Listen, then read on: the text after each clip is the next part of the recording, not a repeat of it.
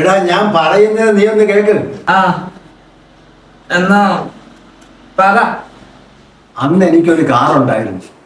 ഇന്നത്തെ പോലൊന്നും അല്ല, കൂളിംഗ് ഫിലിമൊക്കെ ഒട്ടിക്കാമായിരുന്നു. ഞാൻ ഒരു ദിവസം മദ്രാസിൽ പോയി വരുന്ന വഴി നീ ഈ പറഞ്ഞ വയലിൽ ആരോ വീണ് കിടക്കുന്നു. ആരൊക്കെയോ കൈ കാണിക്കുന്നു. ഞാൻ നിർത്താതെ അങ്ങ് പോയി. അന്ന് ഈ ഫോണൊന്നും ഇല്ലല്ലോ.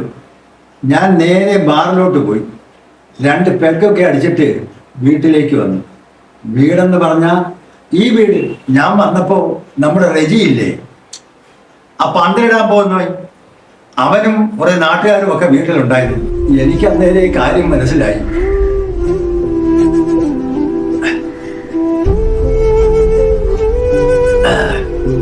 ആ വയലിന്റെ അടുത്ത് കാറൊന്ന് നിർത്തിയിരുന്നെങ്കിൽ അവള് രക്ഷപ്പെടുമെന്നൊന്നും എനിക്കറിയില്ലായിരുന്നു.